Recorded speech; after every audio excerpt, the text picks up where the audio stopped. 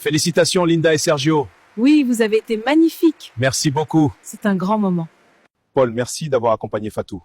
À présent, vous allez repartir au village. C'est là que je vais organiser ma réjouissance. Aujourd'hui, c'est les parents de ma seconde qui ont organisé un petit truc. Paul et Fatou sont un peu choqués du comportement de Sergio. D'abord, le remerciement des personnes en or sans le nom de Fatou. Et maintenant, il part sans les accueillir. Le couple Bossou ont organisé une grande fête en honneur de Sergio et Linda. Au cours de la fête, le père de Linda dit à Sergio que dès lundi, il commence le travail dans son cabinet. Sergio est très heureux de l'apprendre. L'argent rend propre. Qui aurait cru que Sergio sera si éclatant? Le père de Linda nomma son gendre comme le chargé des finances, car il l'a vu travailleur depuis le jour de la soutenance. Un jour, le père de Linda convoqua Sergio dans son bureau et lui parla très sérieusement. Sergio, mes sources me rapportent que tu as une femme dans ta vie. Tu dois choisir entre ma fille et elle. Tu as le choix entre le travail, le luxe et ma fille. Mais si tu l'as choisie, compte sur ma mauvaise volonté. Tu peux beau avoir tous les diplômes du monde, tu ne seras jamais embauché dans ce pays.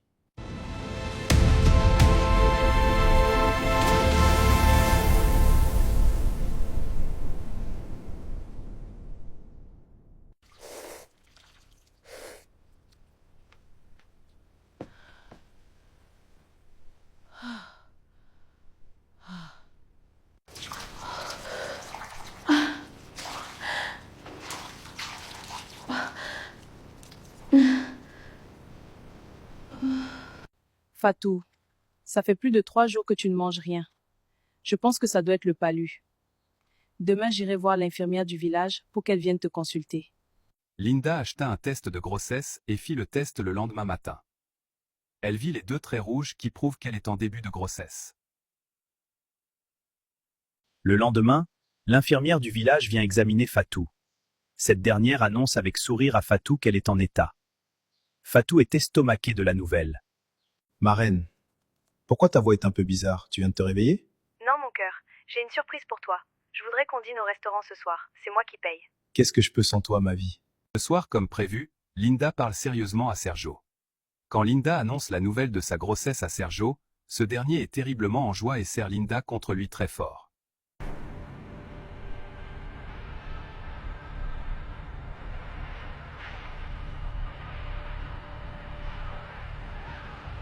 Le lendemain, Sergio savoure son whisky dans la belle maison offerte au couple par le père de Linda.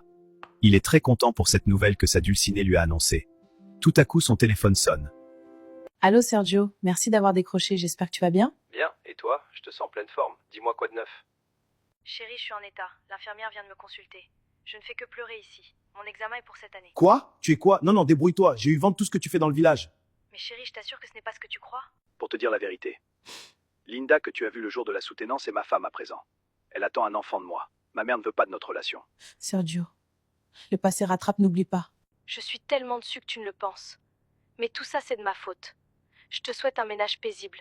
Tu as gâché ma vie. Mais un beau jour viendra pour moi.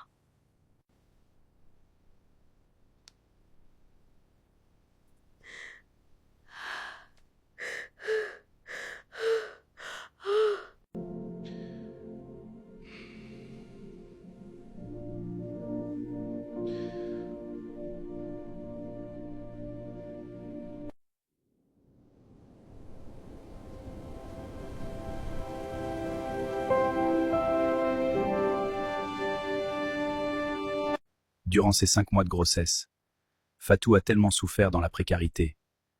Elle vend sous le soleil pour pouvoir se nourrir. Pas d'appel de Sergio durant ces 5 mois. Mon amour, tu es si belle. Merci mon chéri. Je chéris ces moments avec toi. Moi aussi si paisible. Je dois y aller, mais je ne veux pas. Alors reste encore un peu. D'accord pour toi. Ainsi se passent les journées de Fatou. Elle a même totalement maigri à cause de cette vie misérable que lui a infligée Sergio. Malgré cette souffrance, elle garde quand même le sourire. Tomates fraîches, tomates du jour. Approchez mes belles tomates rouges. Fraîches et juteuses, parfaites pour vous. Venez goûter, pas cher aujourd'hui.